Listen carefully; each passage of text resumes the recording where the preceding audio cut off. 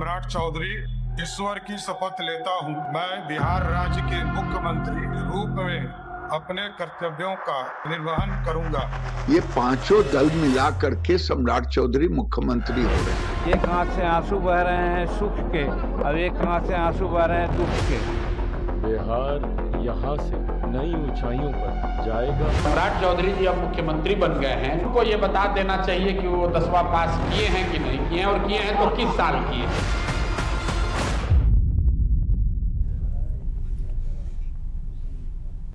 नमस्कार, मैं शेखर त्रिवेदी। बिहार में अब सम्राट सरकार आ गई है और इसी के साथ दशकों पुराना भाजपा का सपना भी पूरा हो गया है। सम्राट चौधरी ने बिहार के 24वें मुख्यमंत्री के रूप में शपथ ली है। उनके साथ जनता दल यूनाइटेड कोटे से 2 डिप्टी सीएम विजेंद्र यादव और विजय चौधरी ने भी शपथ ली। अब 2 सबसे बड़े मुद्दे हैं जिन पर बिहार के साथ साथ पूरे देश में चर्चा जोरों पर है। पहली बात तो यह है कि बिहार में मंत्रिमंडल का विस्तार कब होगा और नए मंत्रिमंडल में किसको जगह मिलेगी। भाजपा कोटे के कितने मंत्री होंगे, जेडीयू के कोटे से कितने मंत्री होंगे, राष्ट्रीय लोक मोर्चा और लोक जनशक्ति पार्टी के कितने मंत्री होंगे। जीतन राम मांझी क्या फिर से कैबिनेट में जगह पाएंगे। कुछ चर्चाएं इस तरह की भी हैं कि सिर्फ सीएम और डिप्टी सीएम के नाम बदले गए हैं और बाकी कैबिनेट में ज्यादातर वही चेहरे होंगे जो पहले थे। दूसरा सवाल कि जनता दल यूनाइटेड में अब नीतीश के बाद निशांत की भूमिका क्या होगी। ऐसी खबरें हैं कि निशांत ने खुद नई सरकार में शामिल होने से इनकार कर दिया। अब कयास लगाए जा रहे हैं कि निशांत कुमार ग्राउंड लेवल पर पार्टी को मजबूत करने का काम करेंगे। निशांत सरकार में शामिल नहीं होंगे, इसे लेकर यह भी नीतीश की रणनीति का हिस्सा माना जा रहा है। नीतीश ने भी अपनी पूरी राजनीति परिवारवाद के खिलाफ की है और वो नहीं चाहते कि जब राजनीति में उनके बेटे की एंट्री हो तो वो पैराशूट की तरह से लगे। इसलिए नीतीश कुमार ने निशांत को सरकार में लॉन्च करने के बजाय अभी संगठन में संघर्ष का रास्ता सुझाया है, जिससे पार्टी के अंदर पुराने नेताओं के बीच निशांत की स्वीकार्यता बढ़े और दिग्गज नेताओं का सम्मान भी बना रहे। और शायद इसीलिए नीतीश कुमार ने डिप्टी सीएम के लिए अपने बेटे निशांत के बजाय पार्टी के 2 वरिष्ठ नेताओं को आगे बढ़ाया और उन्हें डिप्टी सीएम भी बनवाया। बिहार में मुख्य विपक्षी पार्टी आरजेडी के नेता तेजस्वी यादव ने सम्राट चौधरी पर हमला बोलते हुए कहा कि नीतीश कुमार इलेक्टेड नेता थे और अब सम्राट चौधरी सेलेक्टेड नेता के तौर पर काम करेंगे। तेजस्वी ने कहा कि हम सबको उम्मीद है कि सम्राट चौधरी बाहरियों के प्रभाव में ना आकर बिहारियों के लिए काम करेंगे। फिलहाल बिहार में सत्ता परिवर्तित हो चुकी है। सम्राट युग में अब बीजेपी कितना विस्तार करेगी, यह बात भी बहुत दिलचस्प है। आज हम इन्हीं सब विषयों पर चर्चा करेंगे। हमारे साथ खास मेहमान होंगे, लेकिन उससे पहले कुछ बड़े बयान। नीतीश कुमार जी के साथ मिलकर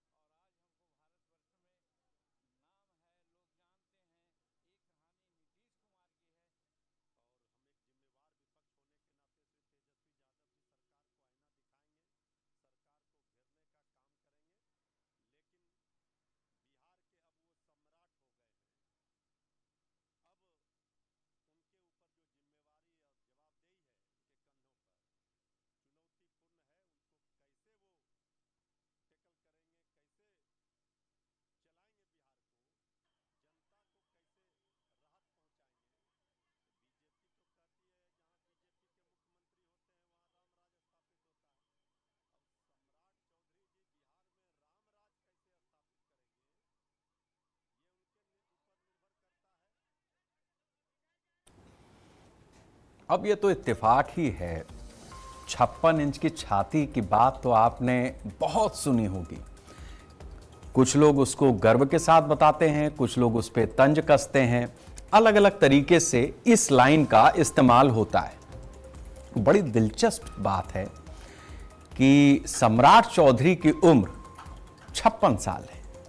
ये 56 का कमाल है। बिहार में भारतीय जनता पार्टी की अपने दम पर अपनी सरकार जिस तरीके से सम्राट चौधरी के नेतृत्व में आगे बढ़ रही है, जेडीयू के साथ, अन्य घटक दलों के साथ, वो अपने आप में क्या गुल खिलाएगी, कब तक खिलाएगी और किस तरीके से खिलाएगी, ये सारी बातें ऐसी हैं जिसको लेकर बड़े बड़े सवाल भी उठ रहे हैं और दावे भी हो रहे हैं।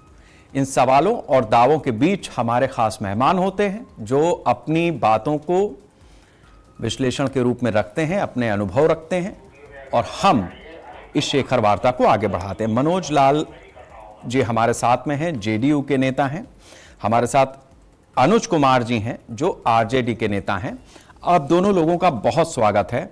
मैं सबसे पहले मनोज जी आपसे जानना चाहूंगा कि राजनीति में सारी लड़ाई होती ही कुर्सी के लिए है। अब ऐसे में नीतीश कुमार जो जमे जमाए मुख्यमंत्री थे, जिन्होंने कई बार अपनी कुर्सी के लिए ही पाला भी बदल किया, लेकिन बावजूद उसके बहुत सहजता के साथ में और एक अपने मुख्यमंत्रित्व काल से बड़ी लकीर खींचते हुए दिल्ली की तरफ चल पड़े।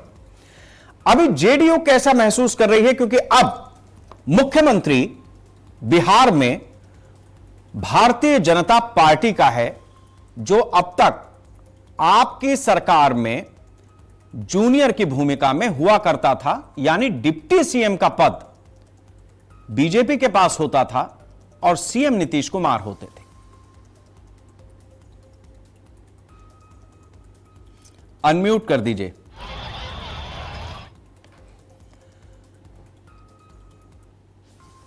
मनोज जी आपके सामने देखिए स्क्रीन पर एक माइक जैसा दिख रहा होगा, उसको वापस उसको पुश कीजिए।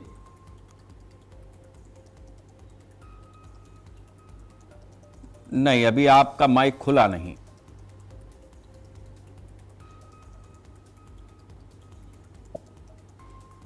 नहीं, हमारे साथी आपसे संपर्क करेंगे और सही कराएंगे।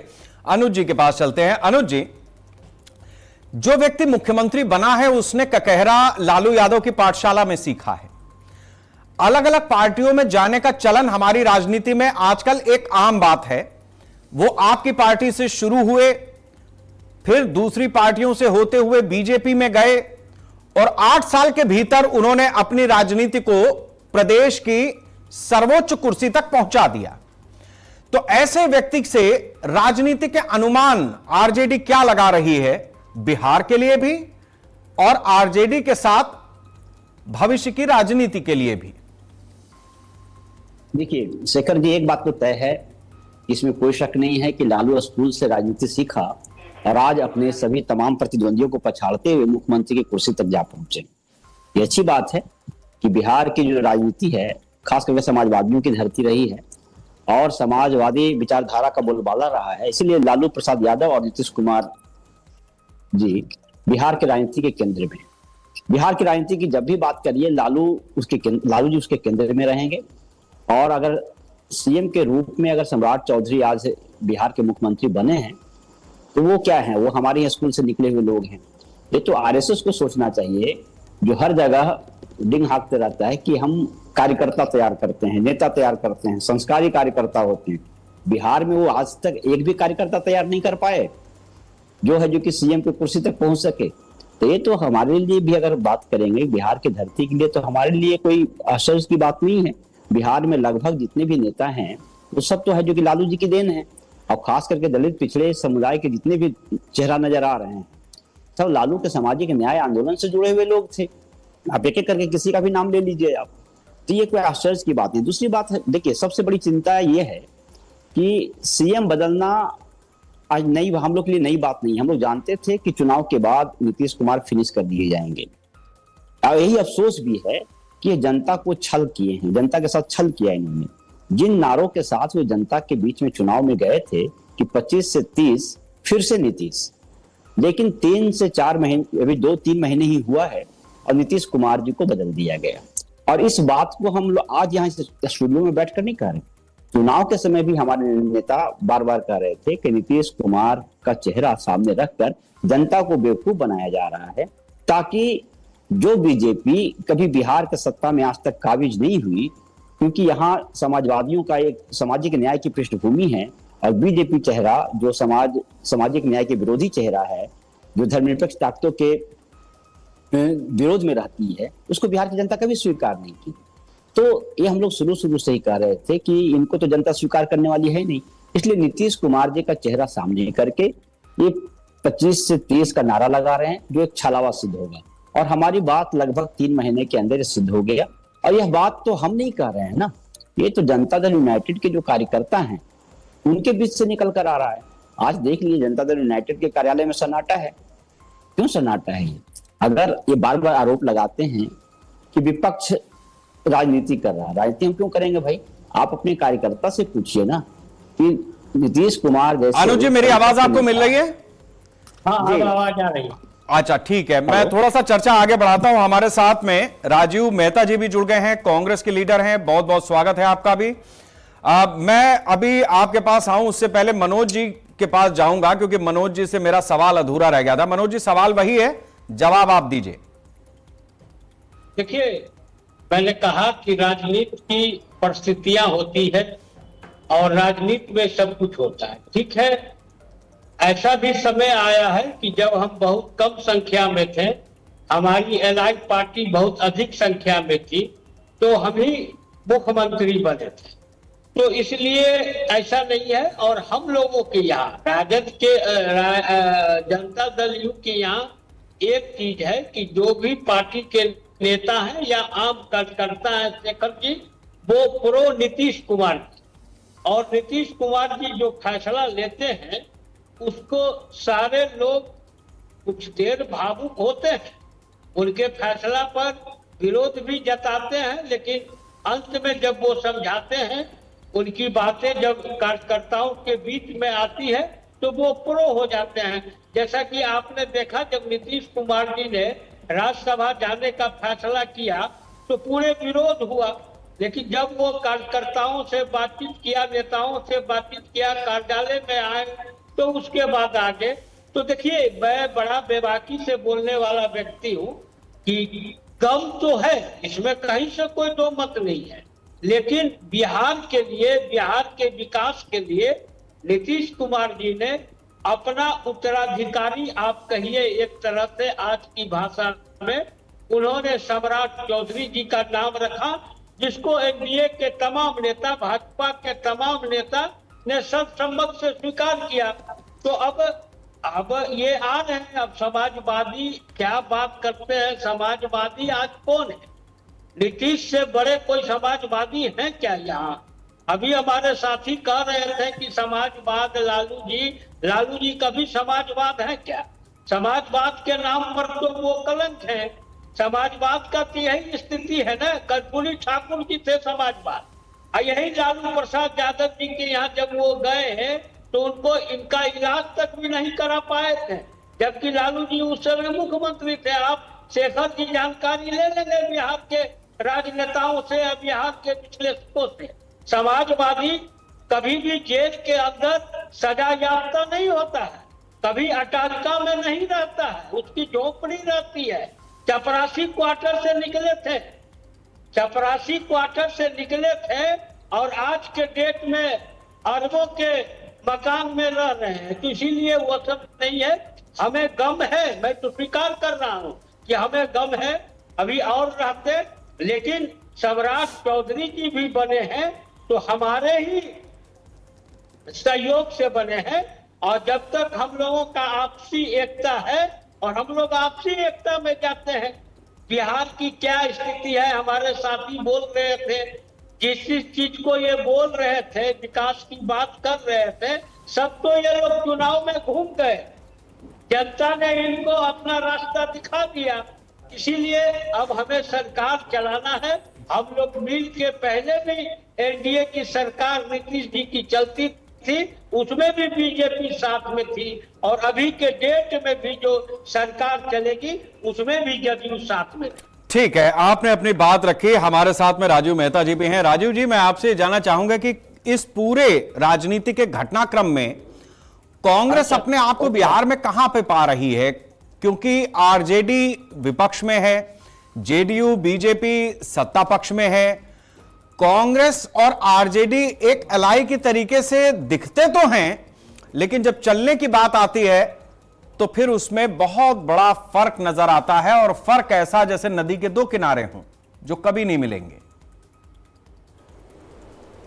देखिए, सबसे पहले मैं बिहार के मुख्यमंत्री सम्राट चौधरी को बहुत बहुत बधाई देता हूं, ताकि मैं सेम समाज कुशवाहा समाज से आता हूं तो इसके नाते भी बहुत बहुत बधाई है। काफ़ी लंबे अरसे के बाद एक कुशवाहा समाज को मुख्यमंत्री बनने का अवसर मिला है, और मैं सम्राट चौधरी से आशा रखूंगा कि वो सामाजिक न्याय की बात, क्योंकि उन्होंने सारे पार्टी में घूम कर आए हैं, वो कोई एक ऐसी पार्टी नहीं है जहां वो घूम कर नहीं आए हैं। उन्होंने राजनीति आरजेडी से स्टार्ट किया, जदयू में भी रहे, हम में भी रहे, और आज जो है वो बीजेपी में है और बीजेपी से मुख्यमंत्री बने हैं, तो इसके लिए तो बधाई जाता है। उनको बधाई देने का बहुत बहुत बधाई है उनको। दूसरी बात है कि सम्राट चौधरी को ये देखना होगा कि जो विचारधारा, जो आरएसएस की विचारधारा है, जो आरएसएस की विचारधारा और प्लस जो इनकी जो विचारधारा रही है भाजपा वालों की, उससे उठकर सारे लोगों को, सामाजिक वर्ग के सारे लोगों को न्याय देंगे। जो काम करने की शैली सम्राट चौधरी की है और जिस हिसाब से एग्रेशन में वो बोलते हैं, उस हिसाब से चाहेंगे कि जनता को ज़्यादा से ज़्यादा वो लाभ पहुंचाएंगे। और मैं आशा करता हूं सम्राट चौधरी से कि वो राजनीति जो है वो बदले की राजनीति नहीं करेंगे। और बात रही हमारे और आरजेडी की, हम लोग सारे दल मिलकर अपने संगठन पे काम कर रहे हैं, लेकिन जिस तरीके से एसआईआर में चुनाव आयोग ने रिजल्ट लाकर भाजपा को प्लेट में परोसा है, जो कि आपने देखा होगा कि जीता जागता नमूना आपको बंगाल में भी देखने को है। 91 लाख लोगों को उन्होंने 91 लाख लोगों को वोटर लिस्ट से अलग कर दिया है एसआईआर के माध्यम से।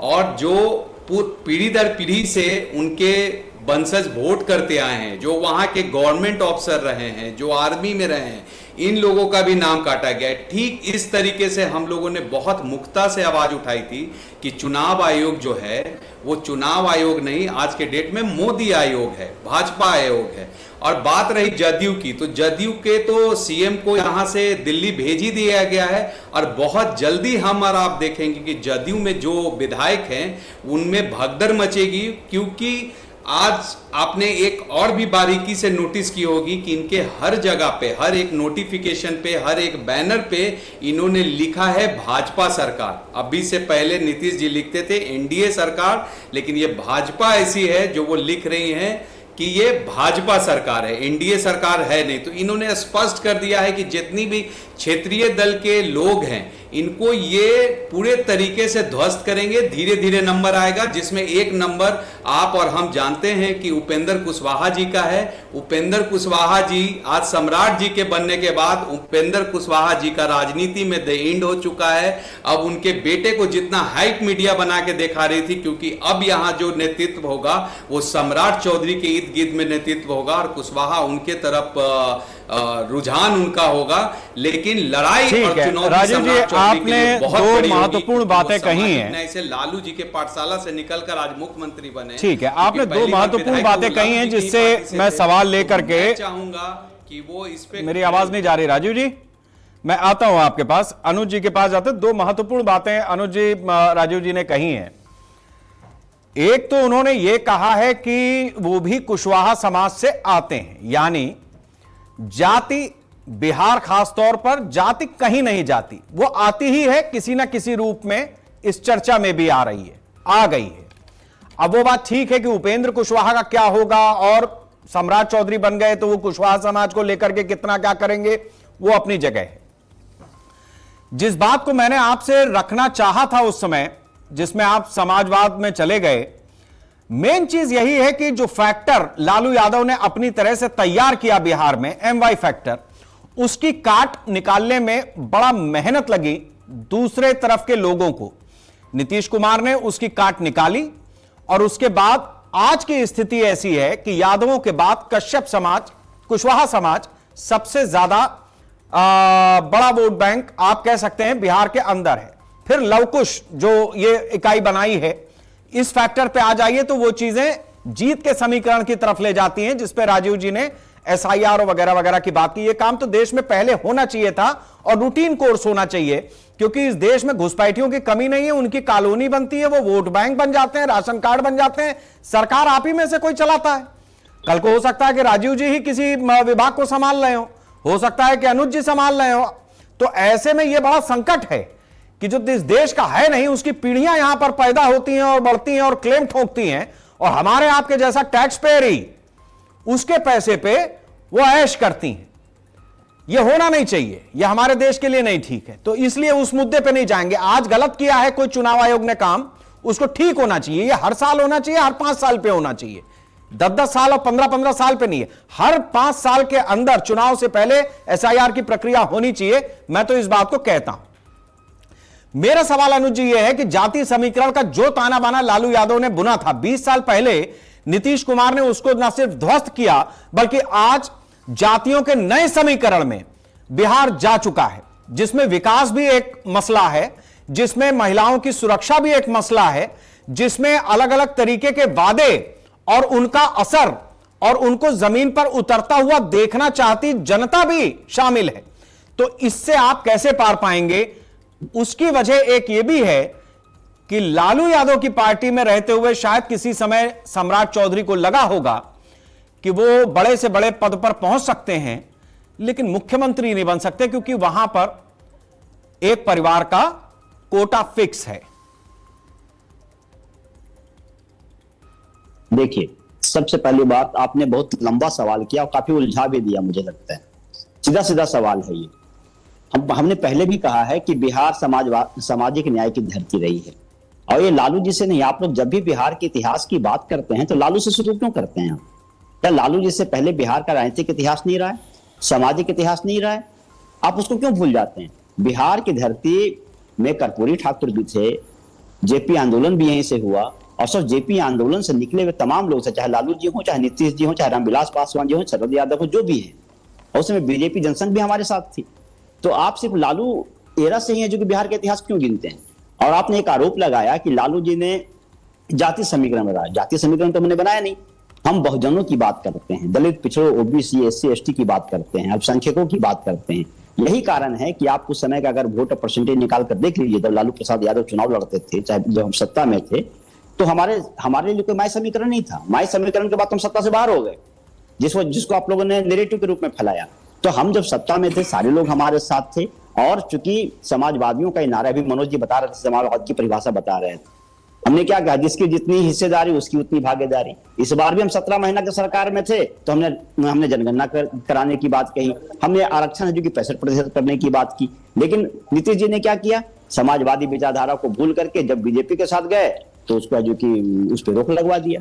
तो कुल मिला के हम लोग तो अपने धरातल पे ही काम कर रहे हैं, सामाजिक न्याय के धरातल पे ही हम काम कर रहे हैं, और उसी दिशा में आगे भी बढ़ना चाह रहे हैं। इसीलिए हम लोग जाति जनगणना भी करवाए। दूसरी बात, ये जेल जाने की बात कर रहे थे। अरे भैया, आप अगर समाजवाद के अगर जगदेव बाबू को पढ़ लीजिए, उन्होंने क्या कहा था, पहली पीढ़ी मारी जाएगी, दूसरी पीढ़ी जेल जाएगी, तीसरी पीढ़ी राज करेगी।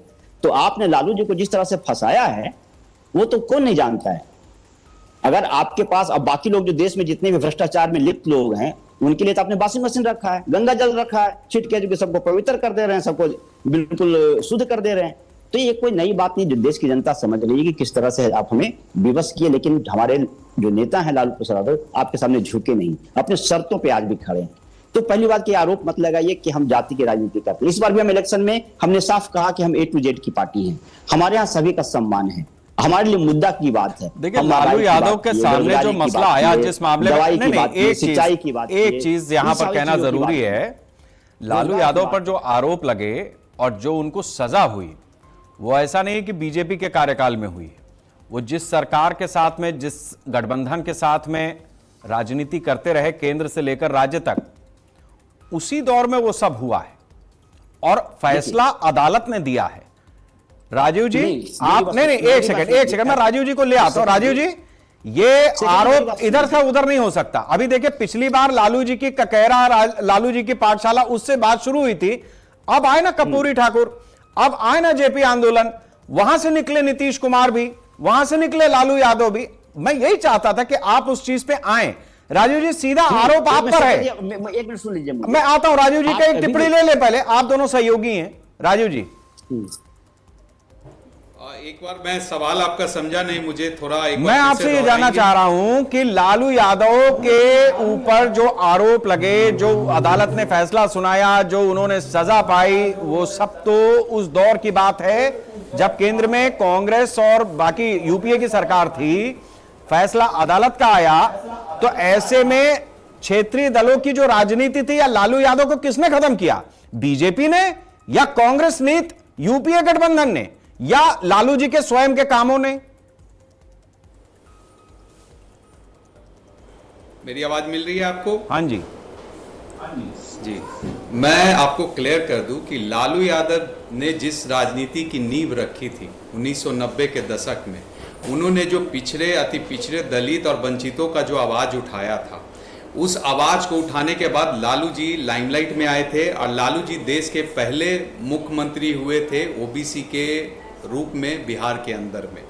मैं लालू जी पे टिप्पणी इसलिए नहीं करना चाहता हूं कि लालू जी ने बहुत दबे कुचले लोगों को आवाज दिया है और लालू जी पे जो बोल रहे हैं कि उन्हें चारा घोटाला में खींचा गया, तो हम सब यहाँ बैठे हुए सारे पैनलिस्ट और जितने भी प्रवक्ता हैं सब जानते हैं कि पूरे हिंदुस्तान में जिस तरीके से भ्रष्टाचार का सीमा बढ़ा है भाजपा की सरकार में, जैसे हेमंत बिस्व शर्मा, आज नहीं, अब ये नहीं लेना चाहिए। बात बिहार पे हो रही, कहीं के कहीं मत पहुंचाए। राजीव जी यही दिक्कत है कांग्रेस के साथ में, आप कहीं ना कहीं पहुंचा देंगे। अब हम कहां चर्चा करेंगे? अभी असम, बंगाल सब आ जाएगा। सारे लोग अभी बिहार में रहिए। लालू यादव जिस समय पे सजा पाए वो कांग्रेस ने यूपीए की सरकार थी ना।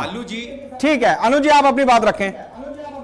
देखिए, आप बिहार की राजनीति अगर करते हैं तो इस चीज को मानना पड़ेगा कि कास्ट फैक्टर यहां सबसे ऊपर है। बिल्कुल, कई बार कास्ट फैक्टर इतना हावी है कि आपके दलगत राजनीति से ऊपर चला जाता है। आप जब हम सामाजिक न्याय की बात करते हैं तो आप सोचिए कि उस समय कांग्रेस में कुछ ऐसे मानसिक लोग थे, ऐसे मानसिकता के लोग थे जो दलित पिछड़े को देखना नहीं चाहते, जो आज सब बीजेपी में शामिल हैं। कहीं तो मैं नाम गिना दूं ऊपर से लेके नीचे तक। तो आप देखिए उस समय दलित पिछड़ों की भागीदारी जो प्रशासनिक व्यवस्था थी वहां हमारे नगण्य था। वहां सारे के सारे लोग एक जाति विशेष के लोग थे जो लालू प्रसाद यादव को पसंद नहीं करते थे, जो अपने को राजनीति से ऊपर समझते थे। और उन्होंने क्या किया आप देख लीजिए, उनका जजमेंट अगर पढ़ लीजिए, कहीं भी ऐसा लिखा हुआ है कि लालू यादव जी के अकाउंट में कभी पैसा गया है? इन्होंने साफ लिखा कि इनके रीजन में ये चीज हो रहा था, इन्होंने ध्यान नहीं दिया। तो ये तो बहुत पहले से हो रहा था। और जब मैं बार बार कहता हूं कि जब हम ऊपरी अदालत में जाएंगे तो इसमें भी हम जीतेंगे, इसमें कोई शक नहीं है। तो इस देश की जाति व्यवस्था है और बहुत सारी चीजें हैं जो मैं यहाँ खुलकर नहीं बात करना चाहता, फिर आप जातिवाद का इल्जाम लगाएंगे, है ना। लालू जी ने वो कोर्ट में कहा था ठंड लगती है तो कहते तबला बजाओ। ये क्या मानसिकता है? कोर्ट की ऐसी भाषा होती है क्या? तो कहीं ना कहीं ये द्वेषपूर्ण इरादा से है जो कि लालू जी को एक योजना के तहत फंसाया गया था और जिसमें कई सारे लोग थे जो ऊंचे जाति के लोग थे जो उस समय दलित पिछड़े को देखना नहीं पसंद करते थे, ये है जो कि इनके खिलाफ एक साजिश रचने में कामयाब हो गए। इस तरह के बयान तो कई लोग ठीक है अनुज जी, आपने जो बात कही है उससे अब हम इस चर्चा को लेकर के आगे बढ़ाते हैं। हमारे साथ में संदीप ठाकुर जी भी जुड़ गए हैं, भारतीय जनता पार्टी के प्रवक्ता हैं। संदीप जी मैं आपसे जानना चाहूंगा कि अभी अनुज जी ने दो बातें कही हैं। एक तो उन्होंने ये बताया कि लालू यादव को जब सजा हुई, जब ये पूरा मामला सामने आया, लालू यादव को उन्होंने समाजवाद का बड़ा पैरोकार बताया और पिछड़े दलितों इनकी राजनीति को अपग्रेड करने वाला बताया। उसको लेकर के बिहार में एक समता समाज, बहुजन समाज को कल्पना करने वाला बताया। अब सवाल इस बात का है कि ये खुद कह रहे हैं कि उस दौर में कुछ लोग बिहार में ऐसे थे जो ऊंची जातियों के थे और वो पिछड़ों को, दलितों को आगे बढ़ता नहीं देखना चाहते थे, इसीलिए उनको फंसाया गया। सवाल इस बात का है कि जिस तरीके से जाति के गणित में उलझा है बिहार जमाने से, क्या सम्राट चौधरी उस चीज से उबार पाएंगे? देखिए सर, ऐसा है कि जातिवाद का लहर लालू जी के पार्टी ने ही फैलाया है। जातिवाद का लहर से पूरे बिहार को जलाने का काम लालू जी की पार्टी ने ही किया है। और रही बात हमारी बीजेपी की, तो बीजेपी में तो कहीं जातिवाद का कोई ऐसा कोई है नहीं, सबका साथ सबका विकास लेके हम लोग चलते हैं और सभी जाति का सहभागिता उसमें है, कहीं कोई दिक्कत नहीं। और हम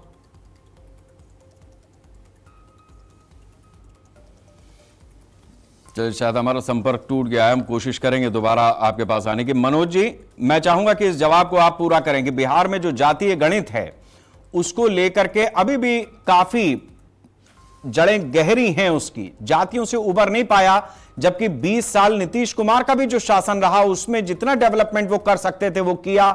आगे भी नीतीश कुमार के ही मार्गदर्शन में सरकार चलने की बात हो रही है, लेकिन ये जाति है कि जाति नहीं।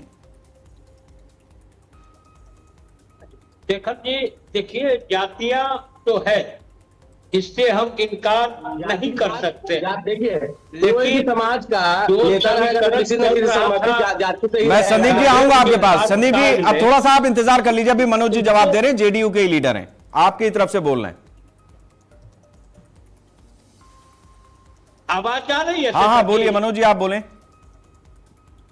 आवाज आ रही है ना? आ रही है।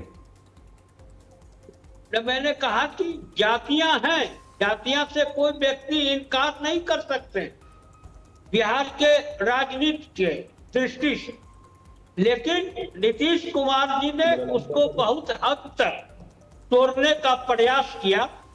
जो जिन जिन जातियों पर जो अपनी बपौती समझते थे, उन जातियों ने उन्हें उनसे छिटकने का भी काम किया है। ये भी आपको देखना होगा, जिससे MY समीकरण की बात राजद शुरू से करती रही, आज MY उनके हाथ से फिसल चुके हैं। अब कांग्रेस की तो बात मैं कर नहीं सकता हूं, कांग्रेस के पास तो किसी तरह का अब कोई वोट का बैंक ही नहीं रह पाया है, इसीलिए कांग्रेस की बात करना इसमें नहीं है। लेकिन जातिगत आधार है, आज के डेट में भी है, बहुत हद तक प्रयास किया है तोड़ने को, लेकिन ये टूटा नहीं है। इस चीज को मैं पूरी तरह से स्वीकार करता हूं। लेकिन जाति के साथ साथ विकास ही हमारा मुद्दा रहा। 2005 में का चुनाव हो या 2010 का चुनाव हो, 15 का चुनाव हो, 20 का चुनाव हो और 25 का चुनाव, एनडीए या नीतीश कुमार ने जब जब चुनाव लड़ा है तो विकास के मुद्दे पर ही चुनाव लड़ा है, और जनता ने नीतीश कुमार के विकास को हमेशा ही सराहने का काम किया, और उनके विकास के पीछे पीछे जनता हमेशा समर्थन एनडीए को देते रही है। इसीलिए लगातार एनडीए की सरकार बन रही। ठीक है मनोज जी, आपने अपनी बात रखी है, मैं वापस संदीप जी के पास जाता हूं। संदीप जी, मैं आपसे जानना चाहूंगा कि जिस बात को आप कह रहे थे उसमें एक बड़ी बात यह है कि आपके पास भी गैलेक्सी ऑफ लीडर्स हैं बिहार में, लेकिन फिर क्या जरूरत पड़ी कि तमाम पार्टियों से परिक्रमा करते हुए जो व्यक्ति सिर्फ 8 साल पहले आपकी पार्टी में आया, वो पहले प्रदेश उपाध्यक्ष बना, फिर अध्यक्ष बना और उप मुख्यमंत्री और उसके बाद आज मुख्यमंत्री। तो आपके पास जो लीडरशिप है, क्या वो इतनी सक्षम नहीं थी जो आपको सिर्फ और सिर्फ सम्राट चौधरी में दिखी? या फिर यहां पर भी कास्ट का फैक्टर है, क्योंकि कुशवाहा समाज यादव समाज के बाद सबसे बड़ी ताकत है बिहार में? देखिए कोई भी लीडर जब किसी पार्टी में चला जाता है तो उस पार्टी का हो जाता है, ठीक है। और आदरणीय हमारे सम्राट चौधरी जी हमारे यहाँ जो आए हैं, 8 साल 9 साल जो भी पहले आए हो, तो वो पूर्व समर्पित होकर हमारे यहाँ आए हैं, और हमारे हिसाब से ही जो पार्टी का नीति है उस नीति के हिसाब से ही काम कर रहे हैं, और अपना जो मतलब उनका जो भी क्षमता है उस क्षमता के अनुरूप काम कर रहे हैं। तो उसमें दूसरी पार्टी का और इस पार्टी का क्या मतलब है भाई? अरे इस पार्टी में आए तो हमारे सदस्य हो गए, कोई भी कहीं जाता है तो उसका हो जाता है, मेरे पार्टी के बाद तो किसी में नहीं ना गए, तो फिर इसमें क्या दिक्कत हो? हमारे घर के सदस्य हो गए हैं, तो घर के सदस्य को बनाने में दिक्कत क्या है फिर? मेरा सवाल अभी भी आप नहीं समझ पाए। मैं कह रहा हूं कि जिस तरीके से सम्राट चौधरी लगातार आगे बढ़े, बीजेपी के भीतर जो बरसों बरस से कार्य कर रहे थे, जिन्होंने पार्टी को यहां तक पहुंचाया, क्या उनके अंदर वो क्षमता नहीं थी? एक बात। दूसरा, जो जातीय समीकरण है उसमें सम्राट चौधरी सबसे ज्यादा फिट नजर आते हैं, क्योंकि कुशवाहा समाज करीबन 6-7% के आसपास है, जो यादवों के बाद सबसे बड़ा समाज है, और लवकुश समीकरण को बहुत हद तक वो फुलफिल करते हैं वहां पर, उसके साथ में उनका तारतम्य बन जाता है। तो जाति की पॉलिटिक्स तो बीजेपी भी कर रही है। देखिए सर, ऐसा है कि सम्राट चौधरी जी अपनी नेतृत्व क्षमता को दिखाए हैं, और दूसरी बात है कि पार्टी हम लोग के यहाँ सबको तराशने का काम करता है, और कोई नया पुराना नहीं, सबका साथ लेकर के चलता है। यहाँ पे कोई ऐसा नहीं कि कोई पार्टी से दूसरे पार्टी से आए हैं और हम लोग उनके साथ दुर्भाव करते हैं या कुछ भी। अगर नेता अच्छे हैं तो उनको प्रोड्यूस करने का काम करता है बीजेपी, उसमें क्या दिक्कत है। और रही बात किसको क्या देना है, तो हमारे केंद्रीय नेतृत्व में जो लोग बैठे हुए हैं, हमारे राष्ट्रीय अध्यक्ष हैं या हमारे प्रधानमंत्री जी हैं, ये लोग देख करके उनकी जो योग्यता होता है, योग्यता के हिसाब से ही देते हैं, जो भी पद देना हो या जो भी दायित्व देना हो, क्योंकि वो सबको लेके चलने वाले ऐसा मतलब शख्स हो जो सबको लेके चले, पार्टी को लेके चले, कार्यकर्ताओं को लेके चले। जब ऐसे में आप खड़े उतरेंगे तो देने में क्या दिक्कत है। तो आपकी सरकार में मुख्यमंत्री सम्राट चौधरी जिसमें बने हैं, वो दिल्ली से आदेश के आधार पर बिहार चलाएंगे या अपना कुछ रहेगा? ये आपकी बात से सवाल पैदा हो रहा है। जी जी जी जी, देखिए मैंने बोला कि नेतृत्व देने का काम करता है। नेतृत्व क्षमता तो खुद इंसान में होगा ना, नेतृत्व तो दे दिए। अब कोई बच्चे को स्कूल में डाला जाता है तो पढ़ना तो बच्चे को ही होता है ना, माता पिता तो जाके नहीं पढ़ाई करते हैं, लेकिन स्कूल का चयन तो माता पिता करते हैं। बस वही बात समझिए कि अगर नेतृत्व हमारे वहां से नेतृत्वकर्ता को चुनते हैं तो नेतृत्वकर्ता को कैसे निखरना है, कैसे लेके चलना है, वो तो नेतृत्वकर्ता पे निर्भर करता है। ठीक है। और टीचर फिर नीतीश कुमार होंगे, क्योंकि स्कूल है तो फिर टीचर जरूरी है। देखिए सर, ऐसा है कि नीतीश कुमार गए कहाँ है, नीतीश कुमार तो हम लोग के गार्जियन है ही, और ये एनडीए की सरकार है। चलिए ठीक है, हम आगे बढ़ाते हैं चर्चा। अनवर सईद जी भी हमारे साथ में जुड़े हैं, राजनीतिक विश्लेषक हैं। मार्गदर्शन से सरकार चलेगी। ठीक संदीप जी, आगे बढ़ते हैं। अब अनवर सईद जी हमारे साथ में हैं, राजनीतिक विश्लेषक हैं। अनवर जी, ये जो आज घटनाक्रम हुआ बिहार के अंदर, इसमें आप कहां कहां बिहार को देख पा रहे हैं और कहां कहां राजनीति को देख पा रहे हैं जो बिहार के साथ में हुई?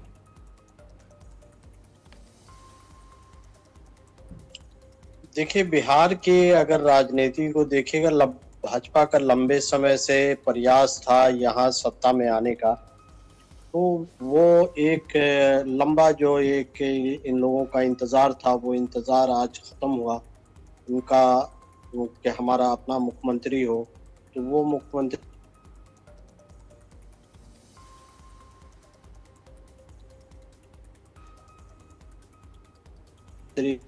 अब जहां तक सवाल है कि जिस लाइन की पार्टी भाजपा लोग अपर कास्ट कम्युनिटी के लोग सपोर्ट किया करते थे, तो उनको कहीं ना कहीं निराशा हाथ लगी है कि एक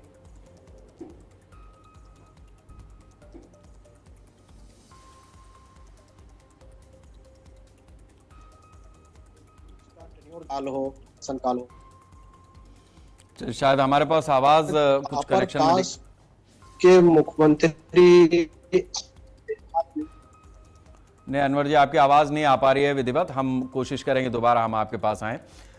मैं आपसे समझना चाहूंगा मनोज जी कि क्या ऐसी स्थिति भी है कि बिहार में, चूंकि जातियों का एक ताना बाना तो है जिसका जिक्र आपने किया, लेकिन एक लकीर भी है जिसको नीतीश कुमार ने पिछले 20 साल में तैयार किया है। आपको लगता है कि यह गठबंधन उसी दिशा में आगे बढ़ेगा, या बीजेपी की अपनी जो एक सोच रहती है वो चीज भी कहीं ना कहीं हावी होगी और ऊपर आएगी? देखिए, बीजेपी अगर चाहेगी कि वही और अलग है। बिहार एनडीए का एक घर है, एक परिवार, और एनडीए जो लाइन नीतीश जी ने खींच दिया है उसी लाइन पर चलेगी, क्योंकि भाजपा ने 2015 में अपना प्रयोग किया था लेकिन वो सफल नहीं हो पाई थी। फिर हम लोगों ने मिलकर जो त्रुटि हुई थी उसको दूर करने का प्रयास किया और सामने लाए। तो मैं तो आपको शुरू में ही कहा कि जातिगत को हम इनकार नहीं कर सकते हैं, लेकिन कई ऐसे जगहों पर जो है ना कि हमने गैर जातियों का भी फार्मूला तय किया है और हमें उसमें विजय मिली। इस तरह की बात नहीं है, हमने सभी जातियों को एक करने का प्रयास किया है, लेकिन उसका माध्यम विकास रहा है। जब जब हम विकास की बात किए हैं हमें विजय मिली। तो एनडीए की भी जो इस बार की भी सरकार है, जो सभी घटक दल है, सभी लोग विकास के सहारे ही आगे बढ़ेंगे। नीतीश जी का मार्गदर्शन रहेगा और नीतीश जी का सहयोग रहेगा, लेकिन एनडीए नीतीश जी के ही जो बताए हुए रास्ते हैं उसी रास्ते पर चलने वाले। अनुज जी, क्या ये भी एक विषय है जिसको लेकर के शायद आपको रोशनी डालनी चाहिए कि सम्राट चौधरी के अंदर तमाम काबिलियत जो बीजेपी ने देखी हैं उसमें जो आरजेडी का वोट बैंक है या जो आरजेडी का अपना एक बेस है उसको छिन्न भिन्न करने का भी मादा है और वो नतीजों में कहीं दिखता भी है? देखिए, अब आरजेडी का कोई मेरा सवाल अनुज जी से था। मनोज जी, अगर उनका वोट बैंक रहता, बात कर रहे हैं, ठीक है, आवाज शायद नहीं पहुंच पाई। मेरा सवाल अनुज जी से था। अनुज जी आप बताएं। शेखर जी, शायद मनोज भाई पता नहीं कहां से डाटा लाते हैं, कुछ विश्लेषण करते हैं या नहीं करते मुझे नहीं पता, लेकिन चुनाव आयोग के साइट पे चले जाएं, 20 वर्षों में आज भी वोट बैंक के हिसाब से राजद बिहार की सबसे बड़ी पार्टी है। हमारे वोट प्रतिशत में कोई कमी नहीं, आज भी हम 1,15,00,000 लेकर हम ऊपर हैं। ये अलग बात है कि ये जोड़ तोड़ करके सरकार में हैं, मैं इसको स्वीकार करता हूं, क्योंकि ये जोड़ तोड़ वाले लोग हैं, समझौतावादी लोग हैं। नीतीश कुमार के शुरुआती दौर के भाषण सुन लीजिए और उसके बाद जिस तरह से बीजेपी के साथ गए हैं, आपको यकीन नहीं होगा कि आदमी बीजेपी के साथ भी जा सकता है। तो मैं इन चीजों पे बात नहीं करता, लेकिन एक चीज तो है कि सम्राट चौधरी जिस वोट बैंक की बात कर रहे हैं, हमने कहा कि हमारे पास जातिगत, हमने सिंपल कहा कि जो जिसकी जितनी आबादी है उस आबादी के लिए, उसकी हिस्सेदारी के लिए हमारे नेता लालू प्रसाद यादव ने ताउम्र लड़ाई लड़ी और कभी अपने सिद्धांतों से समझौता नहीं किया। कुर्सी के लिए वो चाहते तो बीजेपी से समझौता करके वो भी अपने केस हटवा ले सकते थे, लेकिन नहीं, उन्होंने अपने सामाजिक न्याय की अवधारणा की जो बात है, धर्मनिरपेक्षता की जो बात है, उस पर अड़िग रहे। ये तो बीजेपी को सोचना चाहिए ना कि 2 दशक से जो ताक लगाए हुए था कि कभी ना कभी हमें सत्ता मिले, और सत्ता मिला भी तो 2 दशक से इन्होंने अपना कोई कार्यकर्ता तैयार नहीं कर पाए। वो बीजेपी और आरएसएस को मूल्यांकन करना चाहिए कि उनके स्कूल से एक भी ऐसा बिहार में कार्यकर्ता नहीं तैयार हुआ। जिसके पीछे कारण है, मैं बार बार कहता हूं कि यहाँ की जो धरती है वो सांप्रदायिक ताकतों को कभी बर्दाश्त नहीं करती, सामाजिक न्याय के विरोधी लोगों को कभी बर्दाश्त नहीं करती, और स्वीकार भी करेगा जो सामाजिक न्याय की बात करेगा। अभी कांग्रेस के प्रवक्ता बहुत अच्छी बात बोल रहे थे, हम भी कहते हैं इस बात को कि सम्राट चौधरी जिस वर्ग से हैं उस वर्ग का ख्याल रखें। ये नहीं कि गृह मंत्री बनते के साथ जिस तरह कड़कड़ाते ठंड में गरीबों के घर में बुलडोजर चला दिए थे, वो आपकी गलती थी, वैसे गलती मत करिए आप। बिहार की आबादी बिल्कुल पिछड़ी आबादी है, गरीब है, बेरोजगार है, अब बढ़ता हुआ अपराध से त्रस्त है।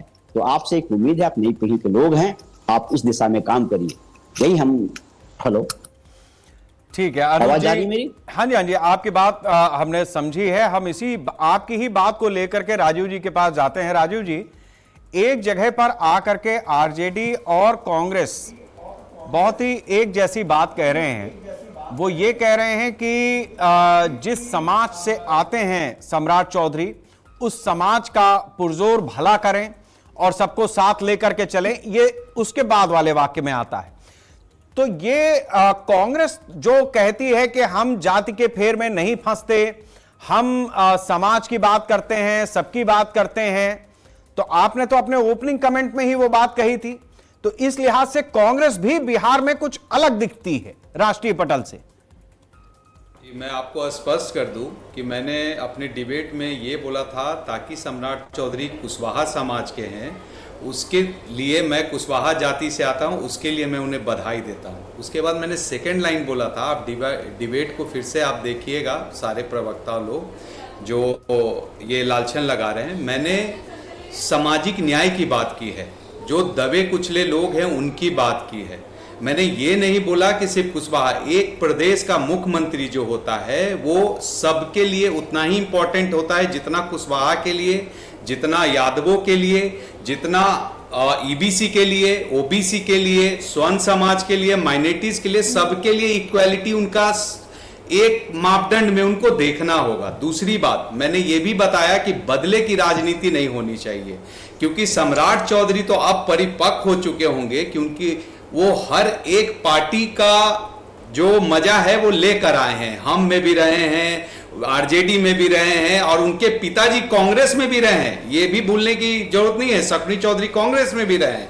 तो मैं ये बता रहा हूं कि एक ऐसे परिवार से आना, और दूसरा जो आप हमेशा से कांग्रेस पार्टी और आरजेडी पे जो लालचन लगा रहे थे कि वंशवाद की राजनीति करता है, तो आज इसको भी भाजपा ने पुनर्ग्राम लगा दिया, पूरे तरीके से बंद कर दिया।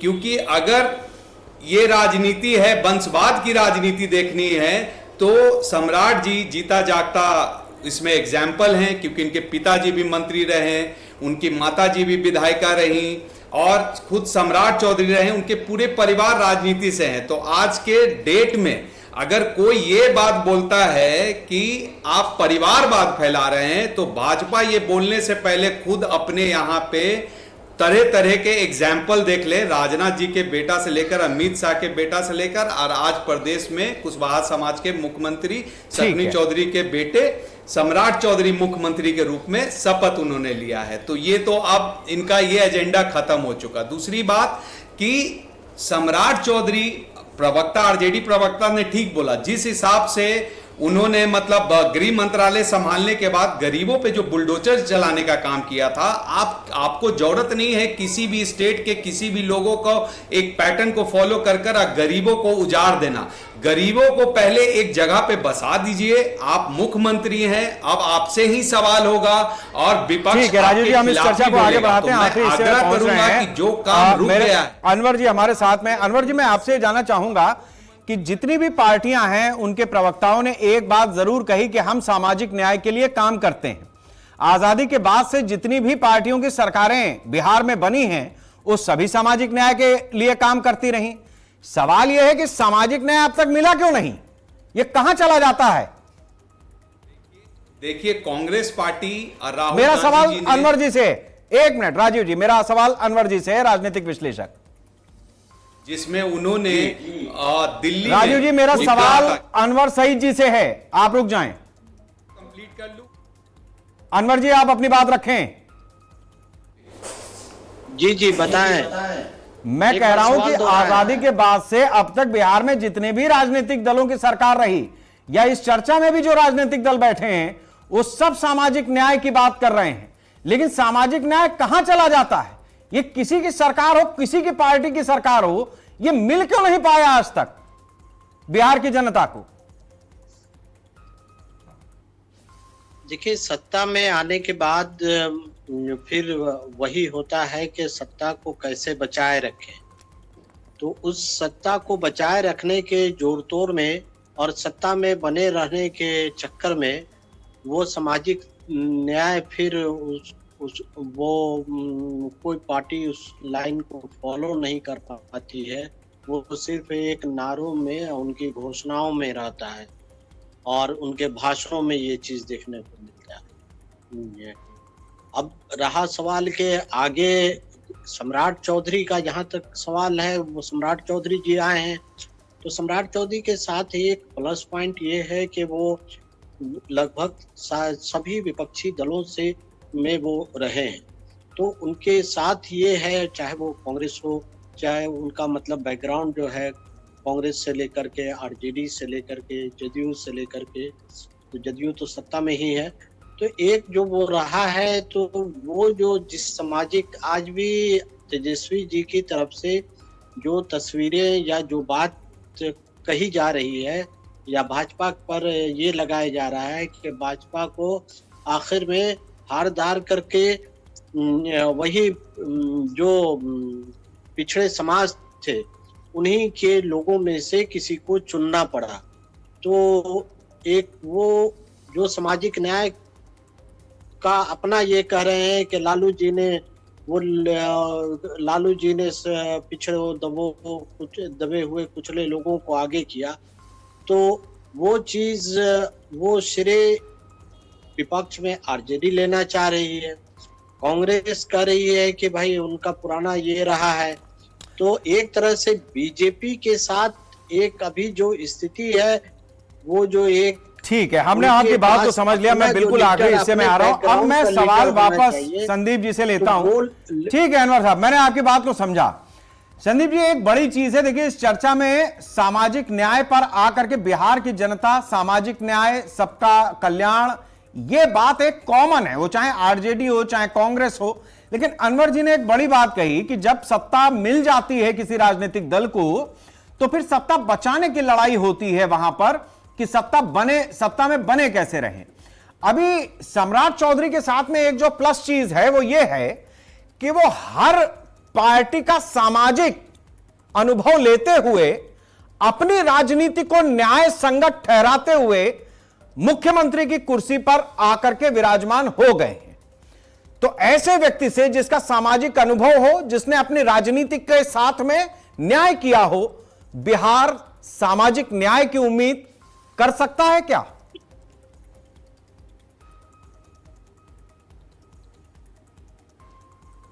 फिर सर बोलेंगे जरा, लास्ट क्या बोले? मैं कह रहा हूं कि जिस व्यक्ति ने अपने सामाजिक अनुभव हर पार्टी में लिए हों और अपनी राजनीति के साथ में न्याय किया हो, वो बिहार के साथ सामाजिक न्याय किस हद तक कर पाएगा? क्या ये सामाजिक न्याय का जो बार बार सवाल आता है ये खत्म होगा? बिल्कुल सर, देखिए ऐसा नहीं है कि उनको अनुभव, अभी डिप्टी सीएम रहे हैं वो, ठीक है, डिप्टी सीएम रहे हैं, डिप्टी सीएम रहने के पहले भी वो मंत्री रह चुके हैं, बीजेपी के प्रदेश अध्यक्ष रह चुके हैं, सबको लेके चलने का उनको अनुभव है, तो क्यों नहीं लेके चलेंगे? सबको लेके चलेंगे। और रही बात, अभी हमारे भाई साहब ने बता रहे थे कि परिवारवाद की बात, तो कांग्रेस और राजद अगर परिवारवाद की बात करें तो बहुत हास्यास्पद है ये, तो जो कि जिनका नींव ही परिवार पे पड़ा हुआ है। कांग्रेस आज तक अपने युवराज, जो कि तथाकथित युवराज हैं, उनको लेके चल रहे हैं। उनके पास का और कोई नेता नहीं थे क्या जो अभी तक उनको लेके चला जा रहा है? प्रधानमंत्री के लिए भी नॉमिनेट किया जा रहा है, सब चीज के लिए किया जा रहा है। और रही बात राजद का, तो राजद का जो स्कूल वाली बात बोल रहे हैं, हाँ ठीक है, एक ही स्कूल के सभी स्टूडेंट थे, लेकिन समाजवाद के स्टूडेंट के थे, समाजवाद के स्कूल के स्टूडेंट थे, ना कि जंगल राज के स्टूडेंट के थे। जंगल राज के ये लोग थे जो कि जंगल राज फैलाए। पहले कर्पूरी जी और लोहिया जी के विचारधारा के साथ सभी लोग जुड़े और उसके बाद इनकी जो है गाड़ी अलग पटरी पे चली गई। तो ये लोग क्या बात करेंगे जिनके पास समाजवाद भी नहीं है? अब तो सिर्फ परिवार। ठीक है संदीप जी, हमारे पास आज वक्त इतना ही था। बहुत बहुत शुक्रिया आपका, मनोज जी आपका भी बहुत बहुत शुक्रिया, अनुज जी, राजीव जी, अनवर जी, आप सभी लोगों का बहुत बहुत शुक्रिया। बिहार अपनी तरह की एक ऐसी धरती है जहां पर हमेशा से सामाजिक न्याय की बात होती रही है। बिहार एक ऐसी धरती है जहां पर जातियों की बात होती रही है, लेकिन जातियों का भेद ऐसा है जो कभी जाता नहीं है और राजनीति इसी जाति के साथ सामाजिक न्याय के नाम पर आगे बढ़ती है। बड़ी चीज जो हुई है वो यही कि सम्राट चौधरी भारतीय जनता पार्टी की तरफ से अब बिहार के मुख्यमंत्री हैं। खुद सम्राट चौधरी को सामाजिक न्याय के क्षेत्र में हर राजनीतिक दल का सामाजिक अनुभव है और अपनी राजनीति के साथ में न्याय करते हुए वो उस मुकाम तक पहुंचे हैं जहां राजनीति में बाकी सारे पद छोटे पड़ते हैं किसी प्रदेश की राजनीति के लिए। तो ऐसे में उम्मीद की जानी चाहिए कि बिहार का नया सम्राट वो सामाजिक न्याय लेकर के आ पाएगा या उस लकीर तक पहुंच पाएगा जिसकी बात आजादी के बाद से बिहार के साथ होती रही है, बिहार के लिए होती रही है। नमस्कार। सम्राट चौधरी ईश्वर की शपथ लेता हूं, मैं बिहार राज्य के मुख्यमंत्री के रूप में अपने कर्तव्यों का निर्वहन करूंगा। ये पांचों दल मिला करके सम्राट चौधरी मुख्यमंत्री हो रहे हैं। एक आंख से आंसू बह रहे हैं सुख के और एक आंख से आंसू बह रहे हैं दुख के। बिहार यहाँ से नई ऊंचाइयों पर जाएगा। सम्राट चौधरी जी अब मुख्यमंत्री बन गए हैं, उनको ये बता देना चाहिए कि वो 10वां पास किए हैं कि नहीं किए हैं, और किए हैं तो किस साल किए हैं।